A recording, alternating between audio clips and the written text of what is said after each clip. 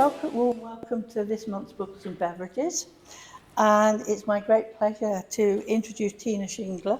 Did I say that right? You did. Fantastic. Names are important. Who has just, and when I say just, published her memoir, which she calls a hairmoir, which is called Very Hair Apparent, A Voyage Round My Roots. So there you go. Give you a little. There. Wasn't she cute? Yes. Oh. Sorry, I'm making you blush, but don't worry about it. And coincidentally, as you may or may not know, October is Black History Month.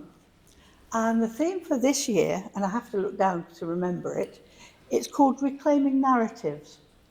And what it says on their website, it's an invitation to the Black community to participate in how their stories are told.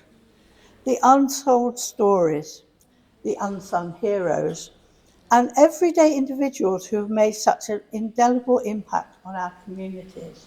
And I'm not sure whether Tina is an unsung hero or just an everyday person, but it's lovely to welcome her here to talk about her books. And perhaps we could start with a reading about your new book, which was only published on Tuesday. Yes, so I'm Tina Shingler, and I grew up in white foster care in Ripon in the 50s and 60s, a time and a place when there really wasn't much space to be black.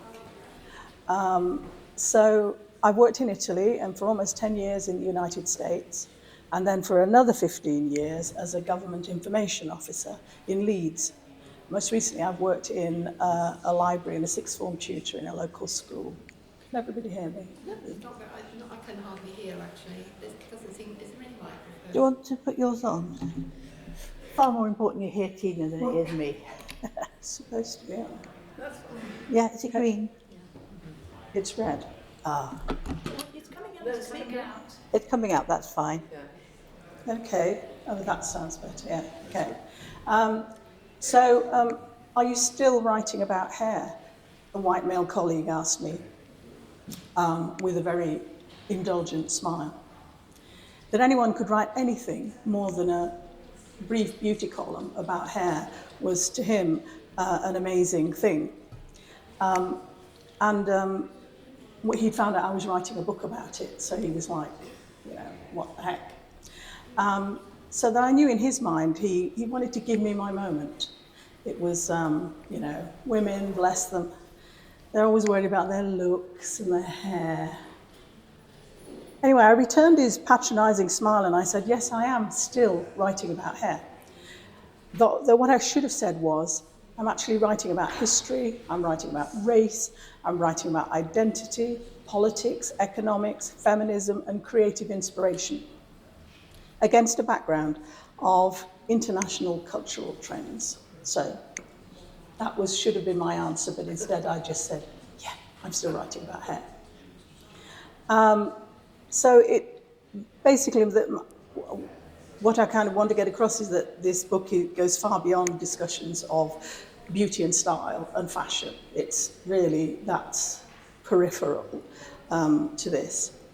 And this first came about, this book, as a talk, a diversity talk, which I devised for schools and for senior leadership in schools and businesses, and even at some festivals, just to kind of get people thinking about not just black hair, but the history behind it, the social and cultural implications, and to just explore the background of it and the social and cultural stories behind it.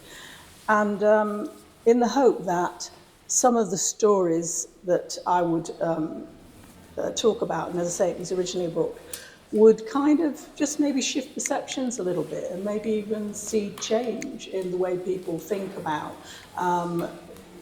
not so much black hair, but black people, about black and white relations and all those kind of subjects. So that's really, it's the stories from my own experience of being a biracial woman in an ever-changing international cultural landscape. So that's really, this book I think will be different things to different people. And I hope for the black and mixed race readers will recognise something of themselves, view it as a celebration of their identity and what the legacy of their hair has come to mean. But for many others, it will be a sort of revelation and just a affirmation of stories of overcoming things, of survival and resistance and overcoming things in their personal life. And also, hopefully, a kind of inspiration about how something as everyday as your own hair can actually be full of stories and full of sort of creative, offer lots of creative impulse. Thank you. That's brilliant. And I have to say, I have had a sneak peek of the book, very privileged. And actually, in places, it's very funny. And I did smile. You wrote about your experiences of being at the school nativity play. And they always made you be one of the three kings because of your hair. King Mel. Yes. Yes. So although that might sound a heavy read, it certainly isn't. But it is there's a lot of very serious stuff in there. I like to think it's a mix of both, really, because it's somebody described it as education by stealth. In other words, it's a very light touch, but at the end of it, particularly when I was doing my talks, a lot of people would come and say, oh, I never thought about that. That didn't occur to me, or I didn't even know about that. So yes, I hope it has got a fairly light touch. I mean, there are bits where it's, I wouldn't say it was grim, but, it's poignant. It's,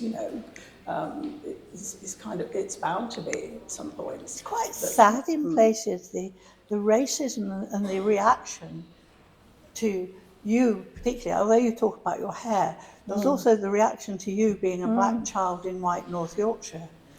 Yes, and somebody asked me, I was doing a talk a few days ago at Waterstones in Leeds, and somebody said to me, were your foster parents just not aware of? And I said, in the 50s and 60s, people weren't woke. People, sensitivity, we wouldn't really have it about anything, and particularly in a white working class background. People were just, earning their money, trying to put food on the table. It was post-war, and being aware, and particularly in this part of the world. I mean, Harrogate is one thing, but Ripon is 11 miles even more removed from somewhere like Leeds. And even though I'd heard that there was a place called Leeds and that there were black people there, it could just as well have been Narnia for me, because I wasn't going to go there. I didn't know people. So I don't hold anything against my white foster parents, because, they were just everyday working stiffs, yeah.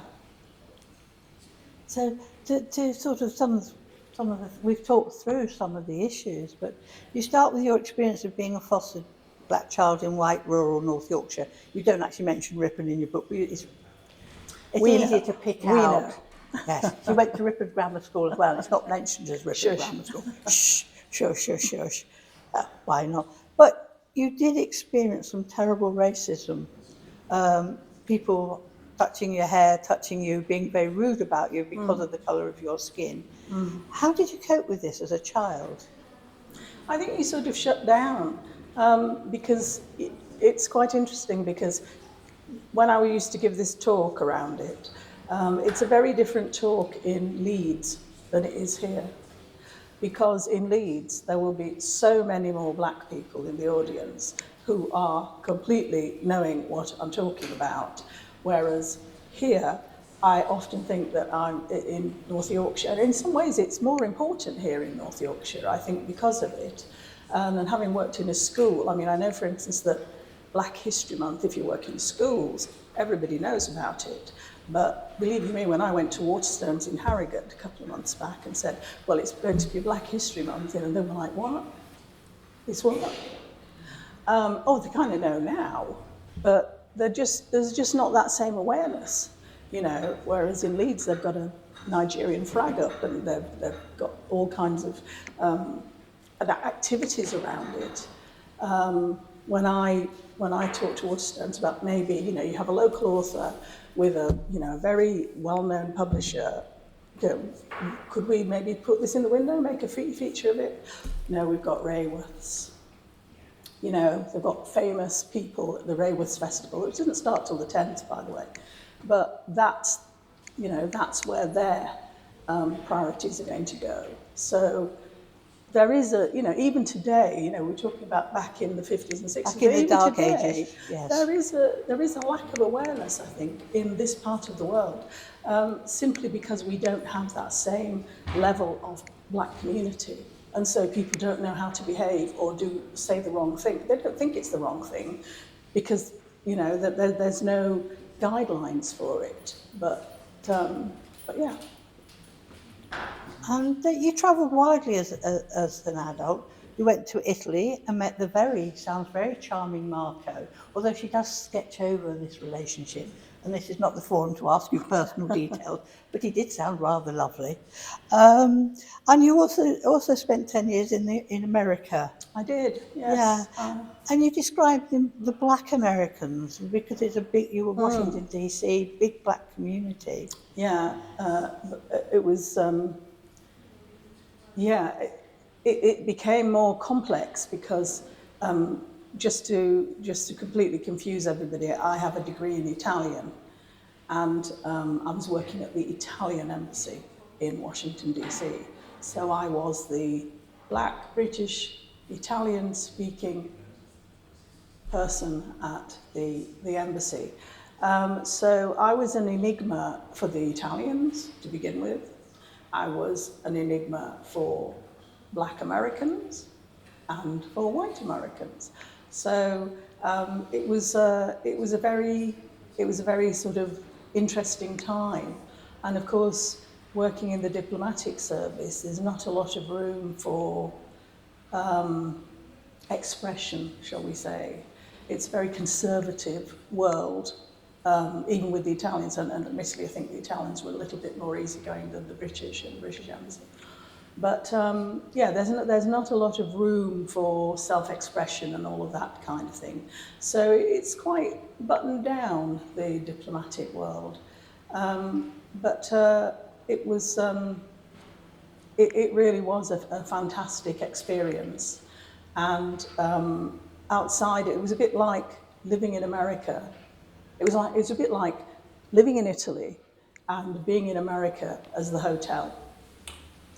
America was where I went after work and at the weekends. But during the day, if you work in a foreign embassy, you are completely in that country. Telephone systems are Italian, the food is Italian, the language is Italian. So it's a very sort of, yeah, it's a double kind of experience, I think. And being black as well, but after what would happen is I would answer the phone and it would be Americans asking about, oh, I don't know, what's the weather like in Italy at the moment? And can you tell me about such and such a thing in Naples? And I would answer their questions, and we quite often had brochures that we could hand out.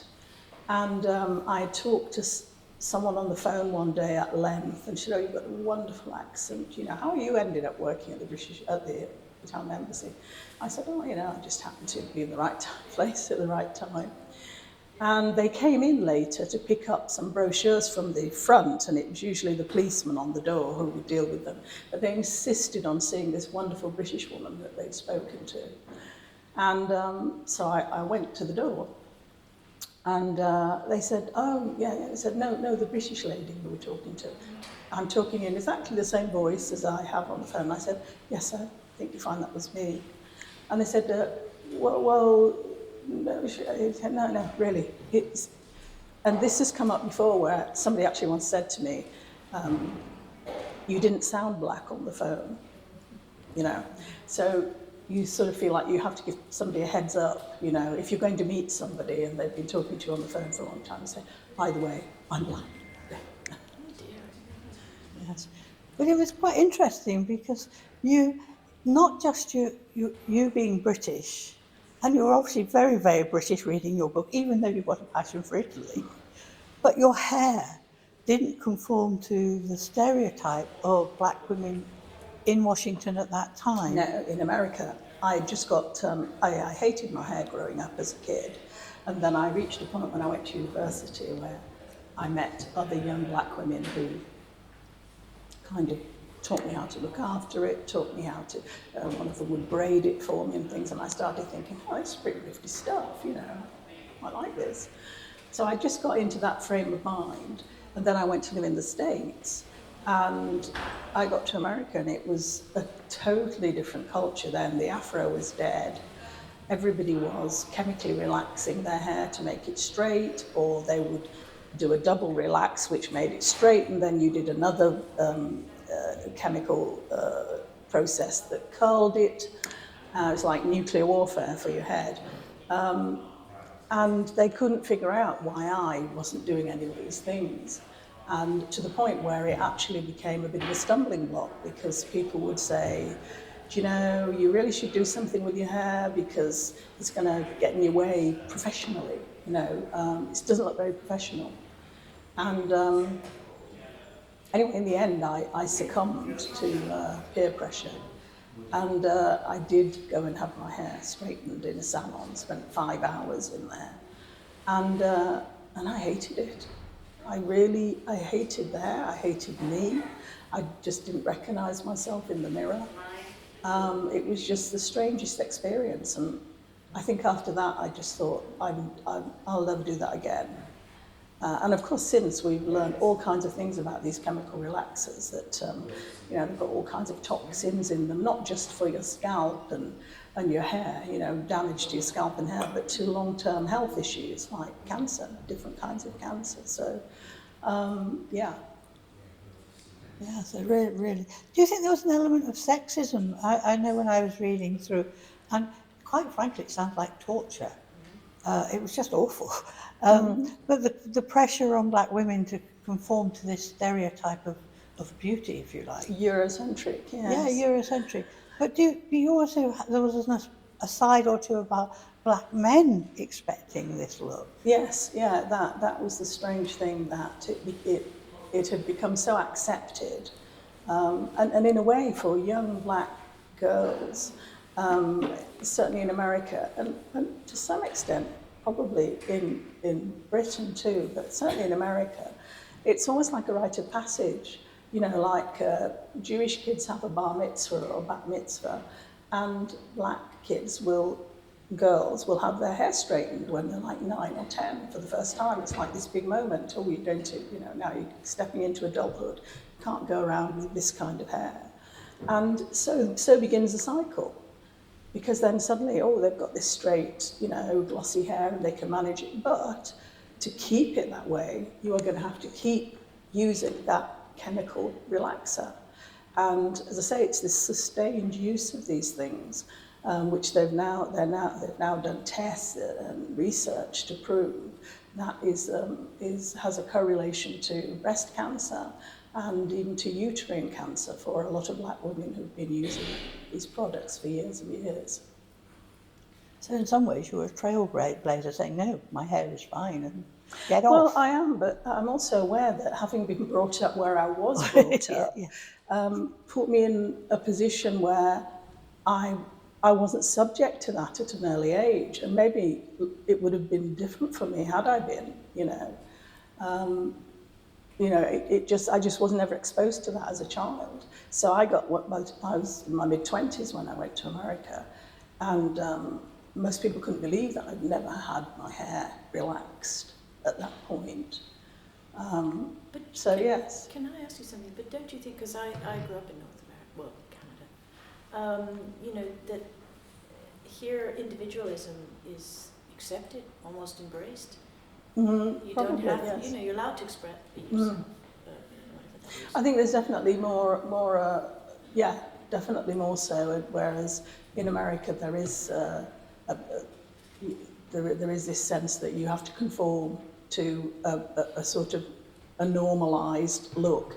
And what was shocking for me in America was that having just got to a point in England where I call it getting in sync with my kink, you know, where I was kind of like, yeah, I like this stuff. I can work with this. When I went to America, I found that their idea of blackness was looking more white, That's basically. what I mean, they're just continuing the racism. Exactly. Yeah. Yeah.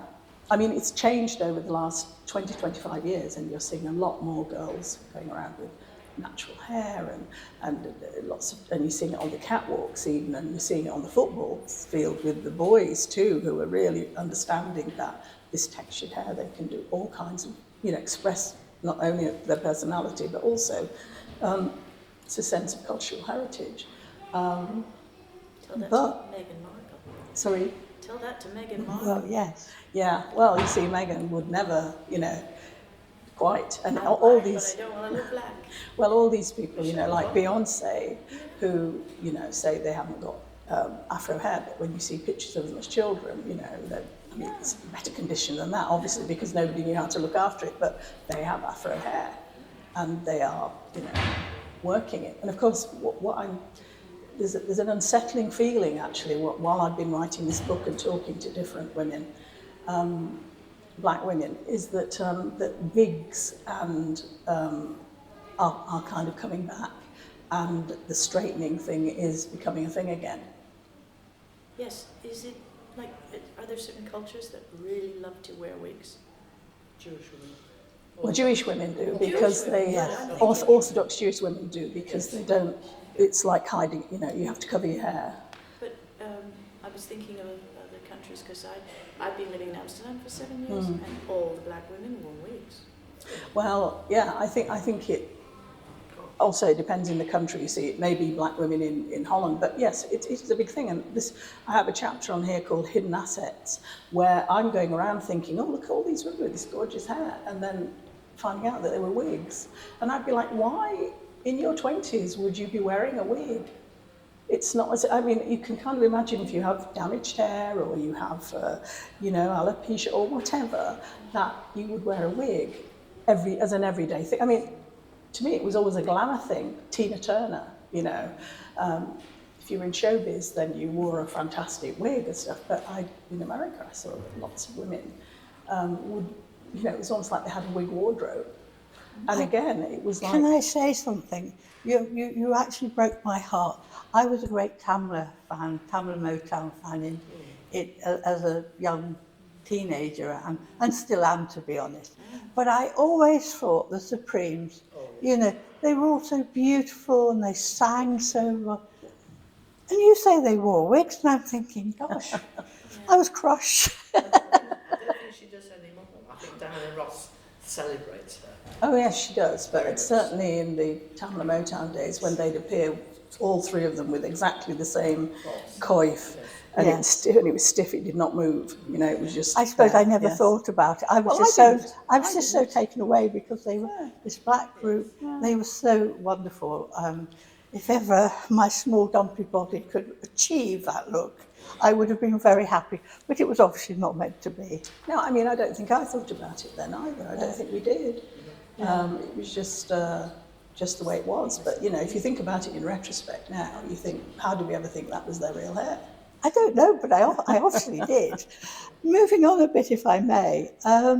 Later in your book, you go back to writing about your foster carers. Mm-hmm. You tell us a little bit of their story and their motivation for becoming foster carers.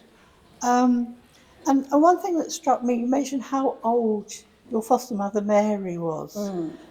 She was in her mid-40s, but seemed incredibly old, because she had presumably a very hard life.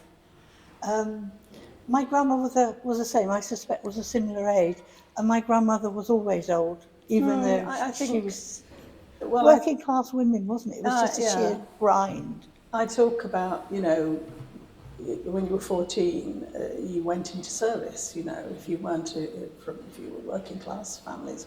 As a young girl, you went into service, and from that you went immediately into marriage. There was no youth, there was no...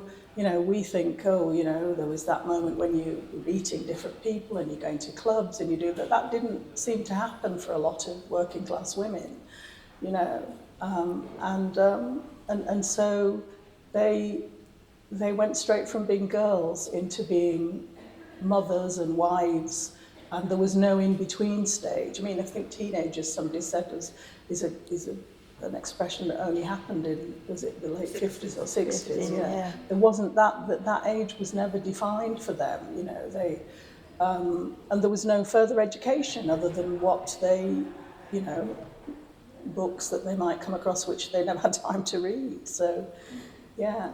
It was a hard life. But you were right with quite a lot of reflection for her. So did you keep in touch after you left home? I did. I mean, they both died in their early 70s, so I was in the States when they died. But yes, I mean, that was always my home. Ripon was my home, and they were the only parents I knew, so yes definitely. Yeah, so although the hair was obviously a very big issue, Yes. as foster carers, Yeah. they were kind, Yes, definitely. which is really important for any child, for your self-worth. Yes, it is. That's important. Moving on, you mentioned in the book about your tussles with your daughter's hair, having never been brought up to treat her hair. How does she feel about the book? My daughter's incredibly supportive with everything I do, and there's a picture of her in here, actually, of me having had a go at doing her hair, because I was not very good at it, you know, and having suffered myself as a child, I think I transmitted that same anxiety to her, because I didn't really know what I was doing when I started to do her hair. And it was a bit of a wedge between us for a long time, because we reached a point where I knew she had to get her hair sorted out, and then she didn't want me to. And it would be like, well, you know, you've got to. And I'd be like, yeah, but I don't want to. And we would just go further and further apart. And so we sort of reached a compromise where I would sort of half do it. I would comb it out as best I could, and then I would cover it with a net at the back and put a hairband around it. And she told me, not when she was a kid, but afterwards, she said, I used to dread somebody pulling that net off. You know, I mean, there's a lot of hair shaming, and actually there's still a lot of hair shaming going on in schools, because, you know, I've worked in schools, and there's still that thing. And I say a piece in here about, it's not so long ago, in one of the Harriet schools, where a very beautiful mixed race girl, and one of the boys said to her, oh yeah, nice face shim about the hair, you know. So it's still going on. And in fact, not only is it still going on, there are all kinds of organisations now too. I don't know if you've heard of the Halo Collective. There's probably no reason you would have done, but it's an organisation of about 250 companies across the country which are anti-hair discrimination. And they work to make sure that there is not discrimination in the workplace, and that people can keep their natural hair, you know, without messing around with it. And presumably that's not just about black hair, that's any hair colour. I have a redhead in the family. Not in quite the same league that you experienced, but there is definitely quite a lot of anti-red hair. People are quite unkind about gingers. So hopefully they're doing for all of us, not just I think Halo Collective is specifically about black hair, because of the textures and because of the problems of managing it and so on. But there should be one. Could they have a subsection for gingers? You should approach them. So when you've obviously written a lot about your memories and that. So did you do a lot of research, or have you always kept diaries and notes? And yeah, I've always written, and I have always kept diaries and notes, but it may not from this long ago. Again, at the talk I was at in Leeds earlier, somebody said to me, you know, where does the language come from? Where does the facility with language and the creative side of the language come from? And I said, you know, because I've just always done it. It's kind of almost like a memory muscle, you know, where if you've always written, and I've always done jobs where I wrote, whether it was as a press officer or whether it was at in Washington, I used to draft speeches for the ambassador and things. So there was always a writing element in my life, I think. Yeah, yeah. So, and you've also written children's books. There Well, is I've written one one. here, which is, I understand, is out of print, but you've written 3 or 4, haven't you? Well, I have, but I haven't got them all in print. Yes. But what inspired you to write them? Well, these ones, particularly, this one was from 20 years ago, and that I wrote because the children's book because I wanted to write a book that I would have liked to have read as a child, and I thought this is the book that would have made all the difference to me reading it as a child. It was like a Rapunzel story, but for black or mixed race kids, where the hair was a powerful but positive force. In Rapunzel, it's not a particularly positive force. If you remember, it gets her into a lot of trouble. Whereas in my book, the Princess Katrina, she hates her hair, but then someone comes along to show her, a bit like someone came along to show me, all the fabulous things it could do and the sense of empowerment that came with it and the sense of creative inspiration that came with it. Not just about hair, but about everything, from writing to painting to, I don't know, doing maths or whatever it is, whatever your thing is, you know. Girls don't just want to be princesses anymore. They want to get out and do things, don't they? Well, I think there's a bit about, it's not about finding the prince and living happy ever after. It's about finding your self-esteem and living happy now. And that's what that book was about. I think you were saying earlier that you're thinking, although this one is out of print, you're thinking, once you finish with your current book, is actually perhaps getting them back republished. Yes. Yeah, definitely. So that's a bit of what you're working on now, but what main projects have you got for the future? Okay, well, for the future, I'm working, there's a chapter in here, this called Classroom in Chianti, which was the year I was teaching in Italy, in an Italian school in the 70s, where there were no black people around in Italy. So God forbid that one was standing in front of the classroom with your kids. So it's quite a phenomenon. But it's based on that whole year. Here I've just got a chapter around one episode. And so I've got that, and I'm doing various projects around this book. I've just written an article for Good Housekeeping, 2 pages. Somebody said they'd seen the one I did in Saga, another double-page spread. I've done radio interviews, 3 radio interviews. I'm about to do something for the One Show. I'm about to do something for Woman's Hour, I think, later in the month. So Harrogate may not be interested, but actually the rest of the world seems to be. And so I've got my novel that I'm based on in Chianti, and the children's books that I'd like to do more with. And I think that will keep me going for a while. Thank you. That's been really informative. Anybody got any questions? I mean, to think of when you were a child living in Ripon, how on earth could your foster mother have found out Oh, she how couldn't. to look after your hair? No question. And I go into this, yes. Services, I mean, you must have been fostered through social services. So why weren't they involved in helping? Bernardo's, it was through Bernardo's. So Yes, okay. yeah. Slightly different. Well, it's a whole different, we were just chatting about this before, it's a very different story now. Back in the 50s and 60s, I think any family that was prepared to take black children was probably rushed at with open arms, quite honestly. Yeah. I don't know the ins and outs of it, but I would suspect that had a lot to do with it. And certainly awareness, cultural awareness was just not on the cards, As I say, people had enough to do to just feed kids and get them to school and dress them, and we weren't big on cultural awareness back in the 50s and 60s. I know we had the swinging 60s, but I don't remember them swinging a lot up here. It was all happening down south, wasn't it? It was... Yes and no. A friend of my mother's lived near Bristol, Portishead, and they had 2 children that was of my age. Then they adopted a boy, and then they had another child, and the adopted boy was mixed race. And I never really, it was just part of their family. I never really thought of him as being different from the other children. He was an adopted child. I think within your... Back in the sort of late 50s, early 60s. I think Bristol already, I'd say, was a lot different. I'm sure they didn't do anything to do with his heritage. I feel pretty No, sure they didn't. They just included him in their family and didn't really think further than that.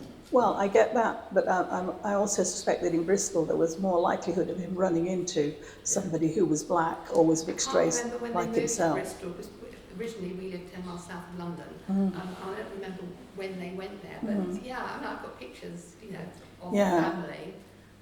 No, and I think within the actual core of the family, I mean, we were not encouraged. I had a foster sister too who was black. And we were definitely not encouraged to ever use it in, how can I say, against anyone. You just deal with it, put a lid on it. Sticks and stones. People stare, ignore it. Kids say things, ignore it. And so you do put a lid on it, and you do, but actually, that costs you. There's an effort to that, which you can't explain to people who didn't have to go through it. Do you know what I mean? And yeah, I think it was when I first went to the States and I found myself on the equivalent of the tube in DC. And for the first time, I realised there were more black people in the carriage than there were white people. And I thought, I've never been in this situation before. And I can stand easy. And then you realise, without knowing it, how it's been a pressure that you didn't know was there. Yeah.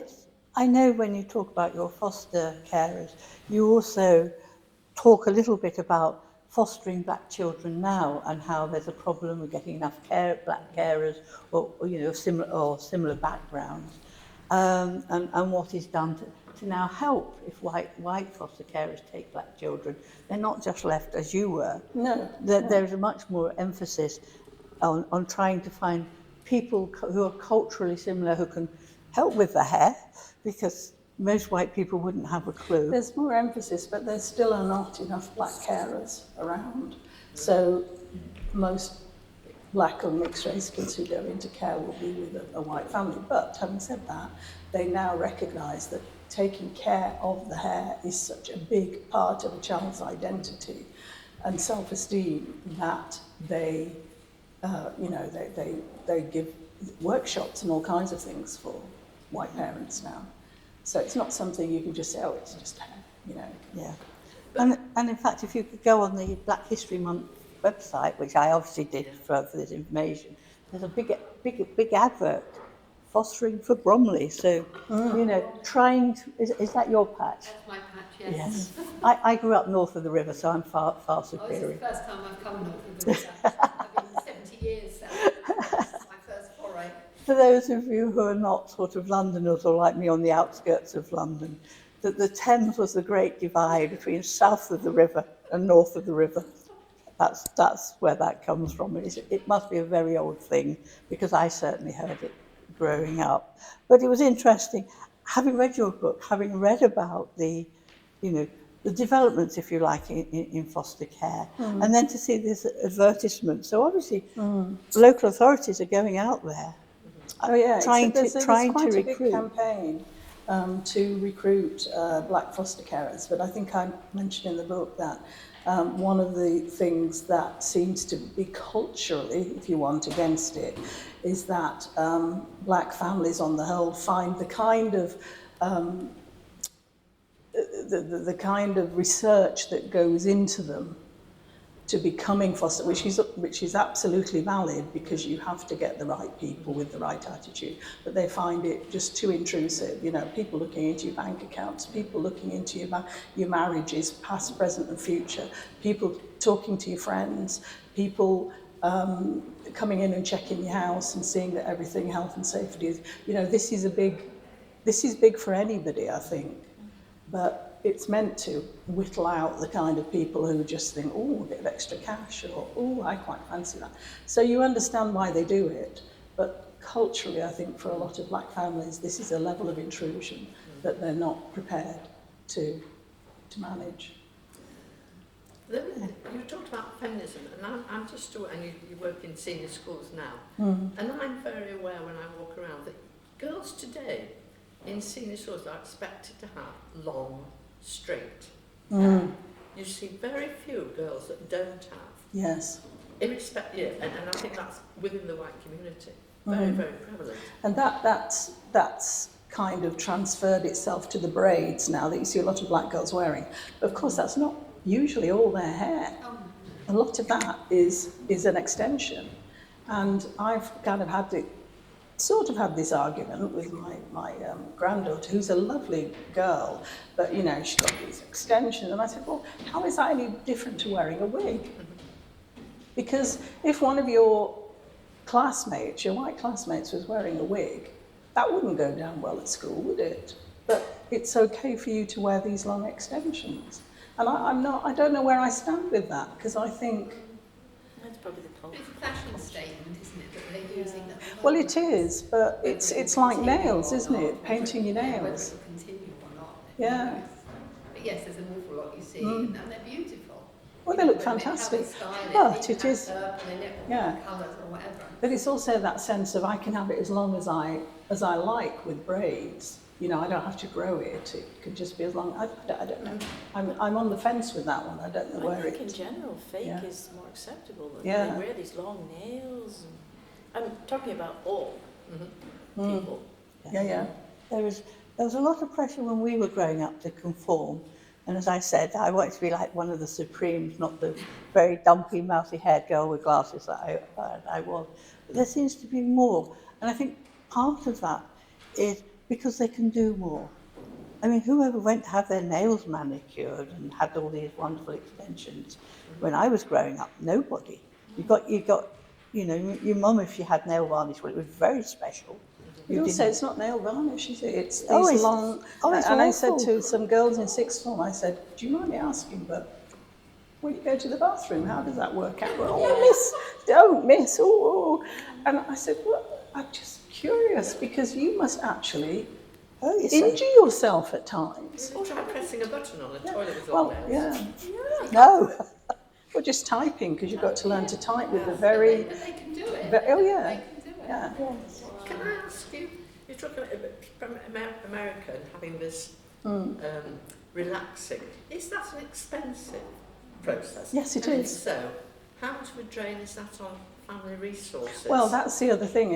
When I said to you early on, it's not just about hair, it's about, you know, politics, it's about economics too. And because it is such an obligatory thing for a lot of black women, certainly in America and even here, to go to a hairdresser, I mean, the first time I went to have it done, it was $80, I remember, in America, which was a lot of money back then. But you could go to the local drugstore and you could buy these homemade kits.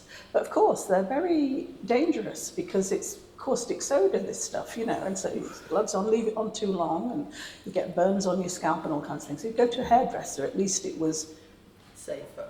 Supposedly safer. Of course, there were fumes and all kinds of things that you didn't know about. Yeah. So it's expensive if you go to the hairdresser to try and get it done right, but it's also expensive to keep it up, even with these home kits, because you're spending $10, $15 on these every few weeks. So that's an expensive, which if you, from a poor economic background, which a lot of black people are in America, is going to take its toll. Thank you. Any more questions? There was just one. I don't think it's not permanent. There has been in the press in this past 12 months schools, primarily in London, where they have attempted to put restrictions on the hair that girls of black heritage can have at school. Very much so, you can't allow it just to be natural. I think they've backed off, but I think for a while they weren't allowing braids or plaits or anything.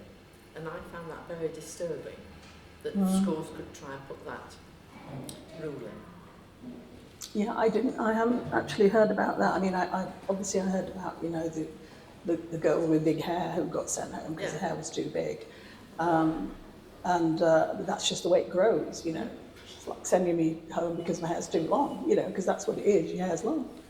And that's why things like the Halo Collective that I talked to you before about, that's what they work towards. Now, I mentioned before that my publishers were approached by The One Show because of this book, which was all going to be about, we're going to go to Ripon and we're going to do, and this, that's quite a nice idea. And then suddenly it all changed, as these things do. And suddenly Dame Kelly Holmes has been thrown into the mix, because apparently she was in care for some time during her life. And she had a white mother and an unknown father. And she's very keen to kind of be part of it. So now it's not so much my story, it's going to be the Kelly Holmes story, and I'm just going to have a little bit in it.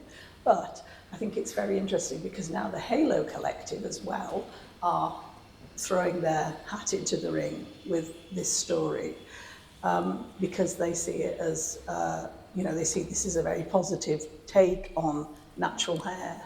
So, hey, might sell some more books. But anyway, so just to sort of say, the cultural reach of it all is further than we think,